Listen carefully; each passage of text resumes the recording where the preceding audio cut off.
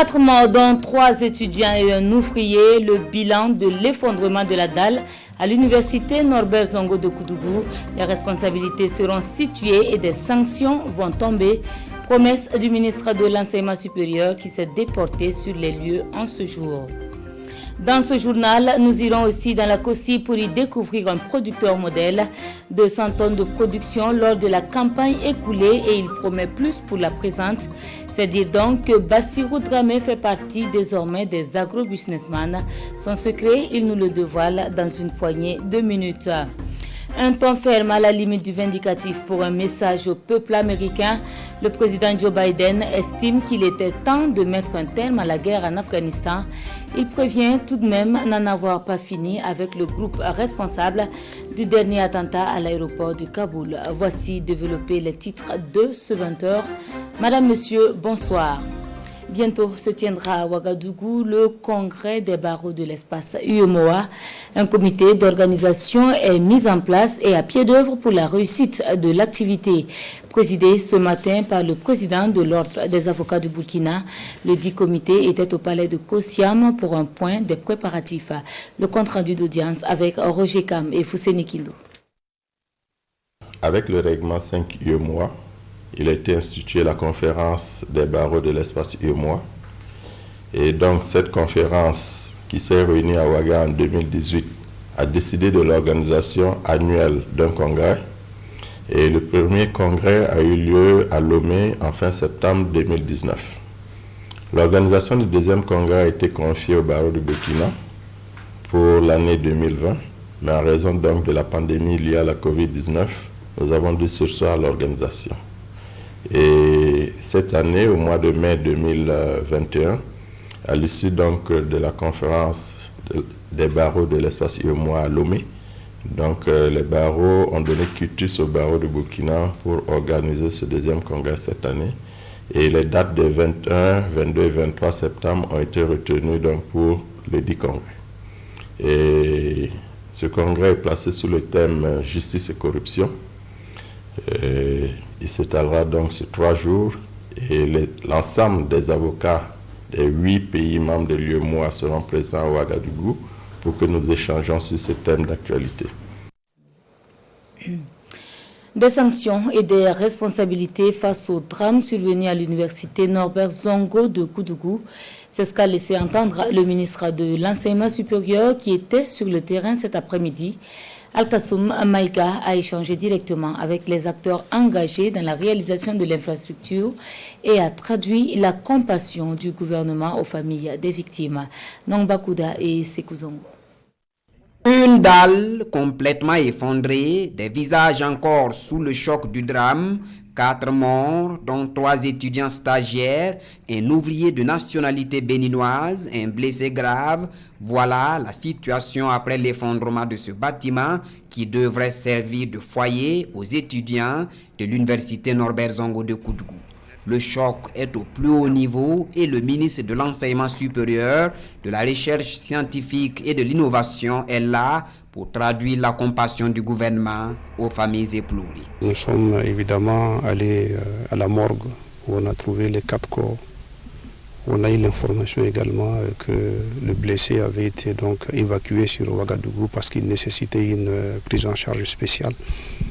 Nous avons fait également le tour des familles qui sont sur place, 3 familles, tour à tour. Et je dois relever la dignité avec laquelle nous avons été reçus dans ces familles-là, la capacité de résilience.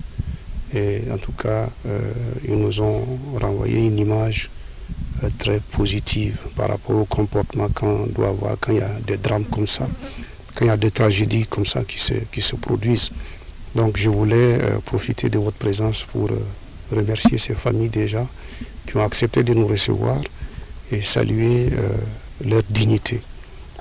Et dire également toute la compassion de la nation, du gouvernement et de tous ceux qui travaillent dans le cadre de ce projet-là, toute notre compassion et les encouragements et évidemment souhaiter que leur âme puisse reposer en paix. Au-delà de la compassion, la construction des infrastructures universitaires est un engagement du gouvernement burkinabé et implique plusieurs acteurs qui vont de l'exécution des travaux au suivi-contrôle.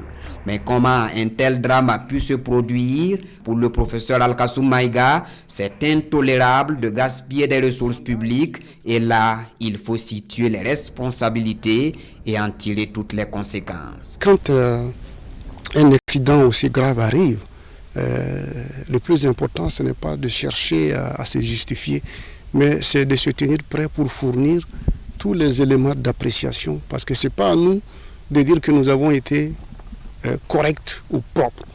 Il y a des gens qui apprécient, il y a des spécialistes du domaine, et eux, ils feront leur travail, afin que celui qui a été défaillant sur ce chantier puisse répondre de ses actes. Et c'est pourquoi je dis, nous engagerons toutes les responsabilités qui sont les nôtres, afin que ceux avec qui nous sommes entrés en contrat puissent nous fournir les éléments d'appréciation, mais par-delà les éléments d'appréciation, afin que nous puissions engager une inspection supplémentaire qui puisse nous permettre de détecter les failles éventuelles. Il faut que chacun ait le sens de la responsabilité, parce que ce qui s'est passé est inqualifiable et personne ne doit pouvoir se retrancher sur sous ou derrière quelque protection que ce soit pour jouir d'une impunité quelconque. La justice s'est saisie du dossier depuis hier mardi, mais pas seulement. Le ministère de l'Enseignement supérieur, de la Recherche scientifique et de l'Innovation affiche ici toute sa volonté à faire la lumière sur ce drame. Pour l'heure, le chantier est à l'arrêt et les prochains jours devraient donner plus d'informations à l'opinion publique sur ce qui s'est réellement produit, selon le professeur Alkassoum Maïga. En bref, et avant de poursuivre, l'on apprend qu'hier est survenu un incident sur l'axe Dori et Sakana entre Tougouri et Algo. Un convoi spécial de la mine a été en contact avec un groupe armé en déplacement dans la zone. S'en est donc suivi un échange de tirs n'ayant fait aucun blessé du côté des passagers, et cela grâce à l'intervention de l'équipe escorte de la gendarmerie. L'un des gendarmes a été blessé et évacué. Un des assaillants a été neutralisé et du matériel récupéré. Au regard donc de la situation, Essakan annonce l'annulation de tous les convois jusqu'à nouvel ordre. En politique, l'UNIR PS et le MPS sont accompagnés dans leur fusion par 3 autres partis politiques. Ces derniers se disent convaincus et conquis par l'idéal sankariste. La signature du protocole de fusion avec Maxime Zongo. Après l'acte de fusion entre le mouvement patriotique pour le salut MPS et l'Union pour la Renaissance parti sankariste, UNIR PS, intervenu le 4 août dernier, aujourd'hui, c'est au tour de 3 autres formations politiques de rejoindre le parti de l'œuf. Il s'agit de l'Union pour la Renaissance démocratique, mouvement sankariste, URD, MS, la Convention des partis progressistes face au Bara et du mouvement pour la cause. Pour Alphonse Marie Ouedraogo de l'URD-MS, une fusion est une dynamique qui s'impose d'elle-même et c'est aux acteurs d'apporter leur touche pour sa pérennité. Nous sommes parvenus depuis un certain temps à faire l'analyse que, quelle que soit notre volonté de pouvoir éveiller et maintenir la flamme du président Thomas Sankara, le meilleur exemple que nous puissions faire, c'est de le faire de façon unitaire. Avec l'ouverture que M. Sankara et le MPS ont proposé, nous avons dit de toute façon ça rejoint ce que nous avions comme orientation jusqu'à présent. Il n'y a pas de raison objective qu'on ne puisse pas aller. Maintenant, il faut travailler à ce que la dynamique prenne. Afin d'officialiser ces fusions, un congrès est annoncé les 30 et 31 octobre prochains. Un congrès au cours duquel le nom du parti unifié sera dévoilé. Des nouvelles de la campagne agricole dans le plateau central, et c'est en compagnie du ministre de l'Agriculture que nous nous rendons dans les champs. Une tournée qui a permis d'apprécier l'impact des mesures de soutien et d'accompagnement du gouvernement sur l'amélioration des performances des exploitations. La physionomie des spéculations avec Issa Kafando et Isiaka Nana. Du maïs au stade de floraison et piaison, Nous sommes dans l'exploitation agricole de Mohamed Ouedraogo. Producteur modèle ici à Bomboré V4, il allie bonnes pratiques agricoles et diversification de la production sur 12 hectares. Pour cette campagne, Mohamed Ouedraogo produit du sorgho, du maïs et du sésame qui se comportent très bien, malgré quelques attaques. J'ai rencontré beaucoup de difficultés dans mon champ, mais grâce au conseil des services techniques d'agriculture, j'ai réussi à les surmonter. Une situation que le ministre de l'Agriculture touche ici du doigt à travers cette sortie dans les exploitations agricoles du plateau central. Salifou Ouedraogo qui échange ici avec le groupement Teltaba des femmes de Nayarguin dans la commune de Nagrengo. Sur 3 hectares, une quarantaine de productrices font du niébé, variété comme Calais, pour plusieurs raisons. Nous comptons sur une bonne pluviométrie pour que nos cultures réussissent. Grâce à ces récoltes, nous pourrions nous lancer dans d'autres activités génératrices de revenus pour pouvoir soutenir d'autres femmes.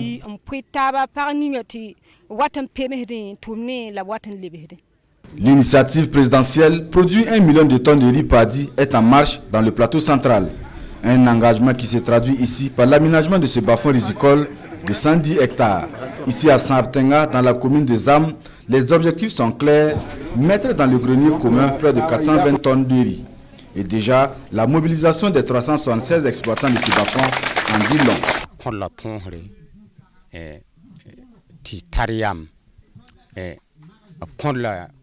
Nous avons de l'engrais en grande quantité et des motopompes. Ça nous a été d'un grand apport et nous avons espoir que les récoltes seront bonnes.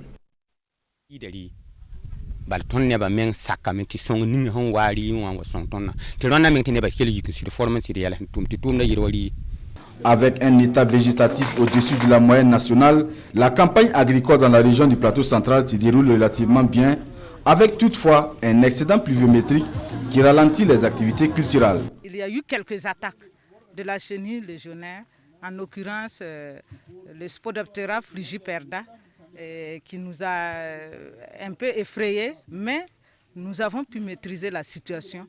On peut signaler aussi que presque tous les jours, il pleut.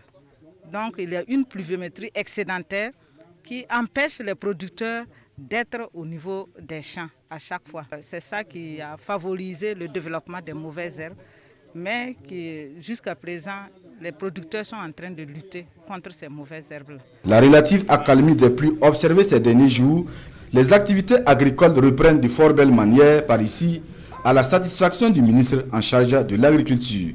Dans cette région, nous avons vu que les producteurs quand même appliquent les techniques améliorées de production promues par le ministère de l'Agriculture et en tout cas ils suivent l'accompagnement des agents d'agriculture, ce qui fait quand même que ça donne de bons résultats. Cette région, à ce stade-là, c'est la meilleure région en termes agricoles et nous pensons que si nous continuons dans cette lancée, en tout cas nous serons satisfaits, nous pourrons quand même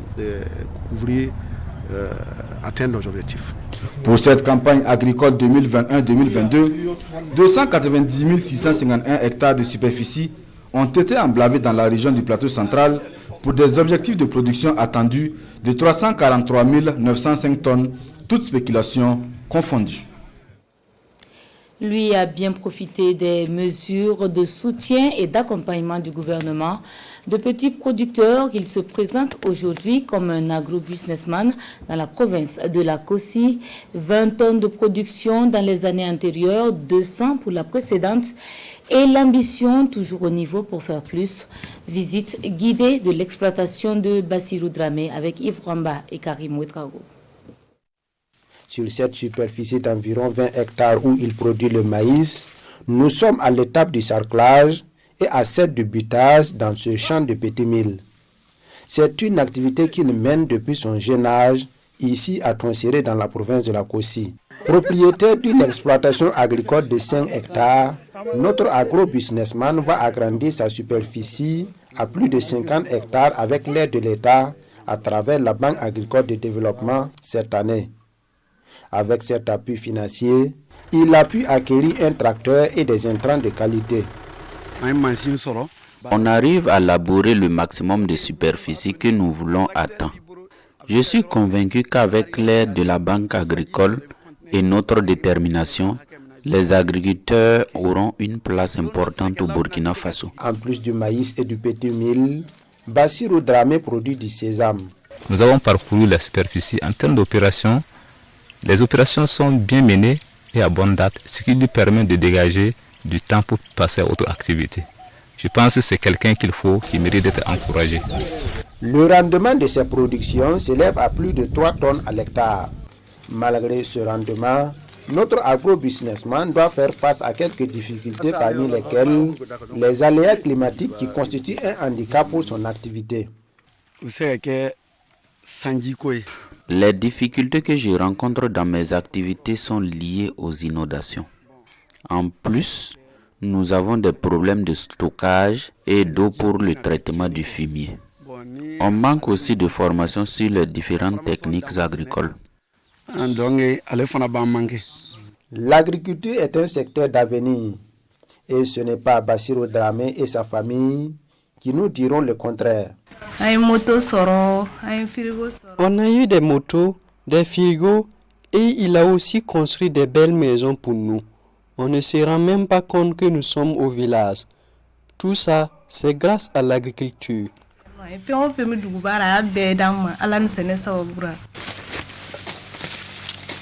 Bassirou Dramé emploie dans son exploitation agricole 9 personnes. Il appelle la jeunesse burkinabé, surtout celle de la Boukou du Mouhoun, à se lancer dans l'entrepreneuriat agricole car c'est un secteur porteur selon lui. Si nous souhaitons que l'Afrique se développe, il faudrait que nous nous intéressions à l'agriculture. Il n'y a pas de sous-métier. De nos jours, les jeunes souhaitent tous devenir des fonctionnaires. Des ambitions. Bassirou Dramé en a pour son village.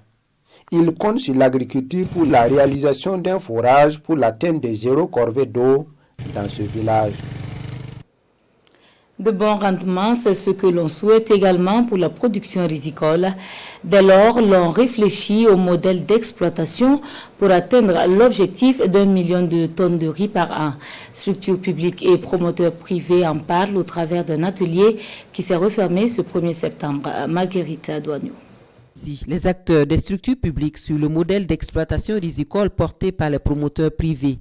Au cœur des échanges, l'initiative du président du Faso pour le renforcement de la production du riz au Burkina en vue d'assurer la sécurité alimentaire.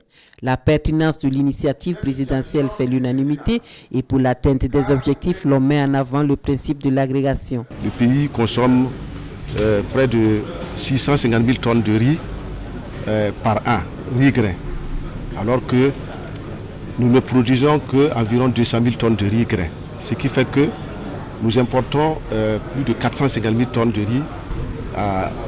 riz pour pouvoir couvrir nos besoins. Cet atelier va nous permettre de pouvoir échanger et de sortir avec un modèle avec lequel nous allons aller vers les promoteurs privés pour leur proposer le modèle, discuter avec eux, discuter également avec les organisations de producteurs pour prendre toutes les dispositions afin que nous puissions atteindre la production de 1 million de tonnes de riz. L'atelier est soutenu par l'Alliance pour une révolution verte en Afrique, partenaire du secteur semencier burkinabé et intervenant dans plusieurs autres domaines. Agora, dans ce sens-là, intervient au Burkina Faso depuis 2006 et a eu à accompagner donc, le secteur agricole sur beaucoup de domaines. Donc, il y a la recherche agricole, il y a la fertilisation des sols et il y a aussi vraiment cet accompagnement institutionnel-là pour lancer des projets phares qui sont à mesure vraiment de créer une nouvelle dynamique de transformation structurelle du secteur agricole. Convaincu que l'initiative présidentielle sera une réalité eu égard à la disponibilité des terres et des ressources en eau au Burkina Faso, invite et lance aux acteurs à mutualiser les efforts pour l'atteinte de cet objectif. Dans l'actualité également, on parle de paix avec le prix des ambassadeurs Awards. C'est une initiative du mouvement pour la culture de la paix et l'amour de la patrie. Son bien fondé est expliqué aux hommes de médias à travers une conférence de presse résumée par Moussa Ouedraogo et bienvenue Tansa. C'est une conférence de presse pour annoncer la soirée de distinction des hommes et femmes de paix à travers le prix ambassadeur de paix Awards. La cérémonie de distinction placée sous le thème « Quelle contribution pour la prise en charge des familles des forces de défense et de sécurité et volontaires pour la défense de la patrie tombées sur le champ d'honneur » veut reconnaître les efforts de tous ceux qui combattent pour le retour définitif de la paix au Burkina Faso. Vu le contexte, c'est pour ça que nous avons associé le thème que vous connaissez tous, « Quelle contribution pour la prise en charge des familles des VDP et des FDS qui sont tombés sur les champs d'honneur. » Et pour cela, nous avons fait venir des 5 régions les plus touchées, les familles des VDP, 10 familles des VDP qui sont tombées pour assister à cette soirée. De même qu'au niveau des forces armées, 10 familles de FDS qui sont tombées, et de même que les paramilitaires comme la police, pour qu'ils sachent que la nation entière pense à eux, tout comme on pense aux déplacés internes. L'initiative s'inscrit dans le cadre des 48 heures de mouvement pour la culture de la paix et de l'amour de la patrie MEPAP. Elle est prévue les 3 et 4 septembre prochains à Ouagadougou. Face à la presse, le président du mouvement pour la culture de la paix et de l'amour de la patrie décrit les critères selon lesquels les ambassadeurs de Paix Awards seront choisis. La paix distingue les hommes et femmes, personnes physiques ou morales, qui au cours de l'année ou de l'existence du MEPAP est traduit des actes concrets ou est posé des actes concrets en faveur de la paix, quelle que soit la région, parce que nous avons fait venir des propositions des 13 régions du Burkina Faso, en faveur de la cohésion sociale ou de la réconciliation entre des groupes ou du vivre ensemble là où il y avait des conflits. Également au programme des 48 heures du MEPAP, un dîner gala des ambassadeurs du Paix Awards, une remise de chèques et de vivres et une collecte de fonds au profit des familles des FDS et VDP, pour ne citer que cela. La médecine traditionnelle et sa contribution potentielle aux efforts de riposte du Covid-19. Le thème a réuni les praticiens des 13 régions du Burkina à la faveur de la 19e journée africaine de la médecine traditionnelle. La célébration dans le viseur de Kassoum Milogo et sous la plume de Kadou Romenki. Contribution potentielle de la médecine traditionnelle aux efforts de riposte à la Covid-19. C'est le thème de la 19e journée africaine de la médecine traditionnelle.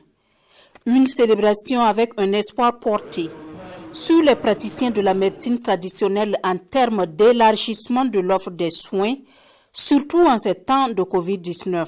Jusqu'à présent, nous n'avons pas trouvé un vrai traitement à la Covid-19. De ce fait, tous les chercheurs sont encouragés à faire des propositions, donc, y compris les chercheurs de la médecine traditionnelle. Il y a des essais qui sont en cours, qui sont prometteurs. Ce serait intéressant vraiment que cette médecine traditionnelle-là soit assez valorisée, non seulement en Afrique, mais particulièrement au Burkina Faso. Selon l'OMS, 40 pays africains, dont le Burkina Faso, ont mis en place de vraies politiques en matière de médecine traditionnelle. Il existe un plan stratégique national 2019-2023 consacré donc à la médecine traditionnelle au Burkina. L'offre de soins, la recherche, la sécurité des patients, tout cela est inclus dans le plan stratégique 2019-2023 et le gouvernement met des moyens et fournit des efforts pour que la médecine traditionnelle puisse connaître un essor aux côtés de la médecine moderne. Dans le cas de la lutte contre la Covid-19, les tradipraticiens ont en tout cas donné des recettes par rapport à la prise en charge de cette maladie-là. Mais jusque-là, il n'y a pas eu un retour d'abord. La célébration de la 19e journée africaine de la médecine traditionnelle est couplée à celle de la 9e édition de la semaine de la médecine traditionnelle au Burkina Faso. Une semaine qui referme ses portes avec une distinction honorifique d'une dizaine de praticiens de la médecine traditionnelle élevés au grade de chevalier de l'ordre du mérite de la santé et de l'action sociale avec Agraf Santé. Pour le Rassemblement pour le développement national, c'est contre le manque de sang dans les hôpitaux que l'on se mobilise. Conduit par son président, le RDN a organisé une séance de dons afin de combler le manque. Kuala Nebié et Amandine Lalsaga. Ce geste, fort de symbole pour le président du RDN, le Rassemblement pour le développement national, est réalisé ici, au Centre national de transfusion sanguine. Il est suivi par les membres de son parti. Les besoins en sang restent importants et Michel Béré et ses camarades entendent donner l'exemple. Il y a un article que j'ai lu dans les réseaux sociaux où un technicien pédiatre a assisté à la mort de 3 enfants pour cause de manque de sang. Alors, cela veut dire que ma présence ici ce matin, c'est non seulement pour éviter que ces genres de situations arrivent encore, et aussi c'est un signe pour motiver, encourager les uns et les autres de venir donner leur sang. Il est important de venir au secours à ceux qui en ont besoin. Et l'acte que nous sommes en train de poser ici ce matin, c'est un acte humaniste et patriotisme.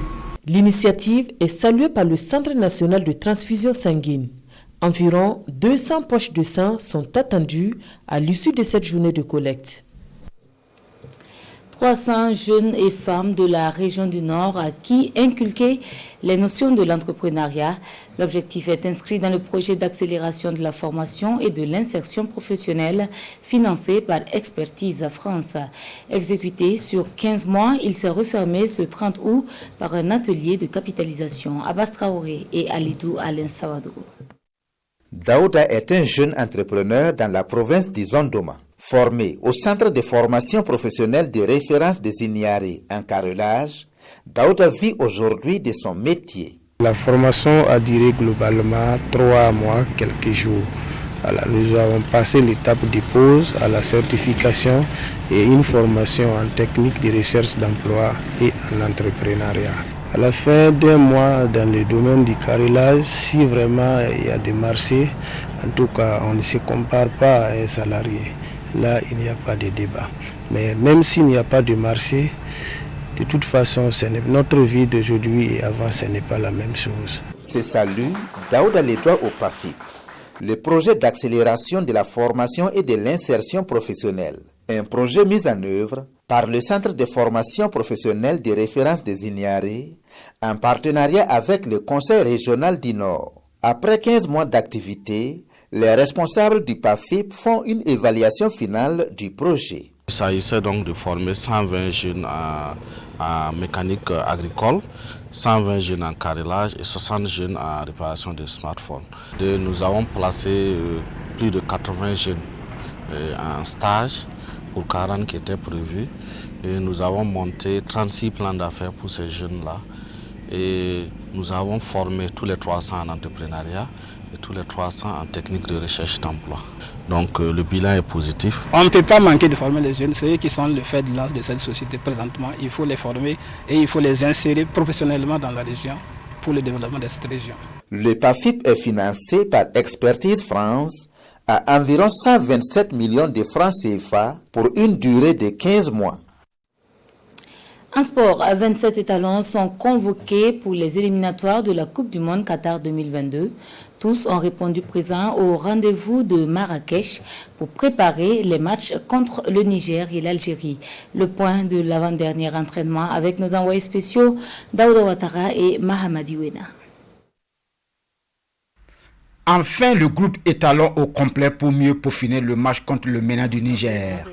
Après 4 jours de stage, journée FIFA oblige les joueurs ont rallié Marrakech par vague et il a fallu attendre lundi pour un entraînement digne de ce nom. Bon, hier déjà on avait pratiquement la majorité et donc l'essentiel de notre effectif. Alors vous constatez que nous nous préparons dans une très bonne ambiance. Ce que j'ai vu hier, j'ai vu des garçons très motivés et puis très affûtés parce qu'on a constaté moins de déchets en tout cas techniques chez les uns et les autres et c'est déjà de bonne augure. De bon augure pour les ambitions du Burkina dans ces éliminatoires qui commencent par le Niger. Quand on va à une compétition, on respecte les parties en présence. Si vous ne respectez pas votre adversaire, je ne vois pas comment vous pourrez le vaincre. Alors pour moi, je ne vais pas aller dans des envolées lyriques pour dire non, je suis le Burkina. Je suis conscient de la force de mon équipe et conscient également qu'en face, il y a des équipes qui sont venues pour vendre chèrement leur peau. Brian Dabo, Mohamed Konaté et Jean-Fiacre Kwame sont les derniers à rejoindre le stage. Le joueur de Rizespor en Turquie, en dépit d'une absence un peu polémique en juin dernier, devra assumer plus de responsabilités sur le terrain et en dehors. La sélection nationale, pour moi, c'est une famille. On est en famille, donc il n'y a personne qui est au-dessus de l'autre. Et c'est ce que j'essaye un peu de dire aux jeunes, c'est venez vraiment sans appréhension, sans rien, on est tous cadres. Après, il y a des joueurs qui ont un point un peu plus important par leur passé, par leur historique, par les clubs qu'ils ont fait. Si je suis là aujourd'hui, c'est parce que, bon, quelque part, je suis suivi par mes performances en club. Et si aujourd'hui j'ai la chance de représenter mon pays sur le plan international, je ne peux qu'être heureux.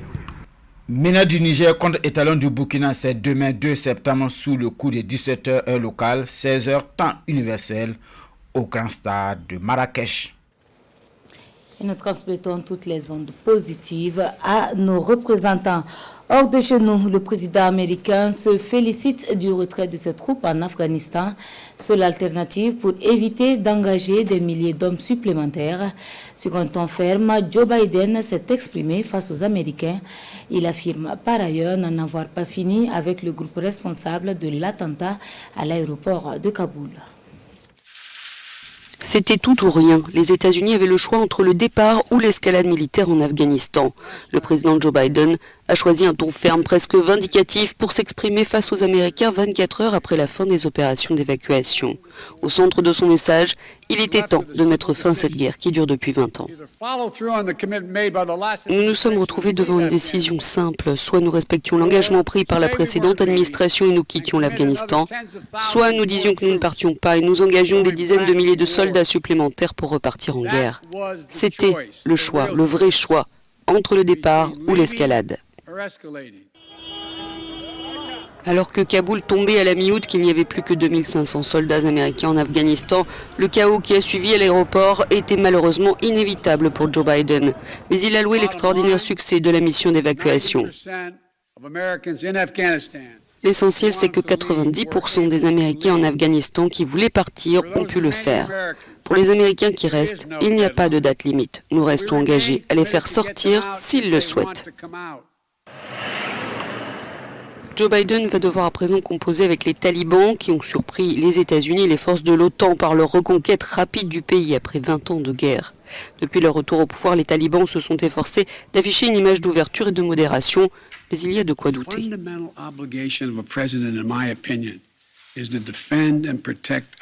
L'obligation fondamentale d'un président, à mon avis, est de défendre et de protéger l'Amérique, non pas contre les menaces de 2001, mais contre les menaces de 2021 et de demain.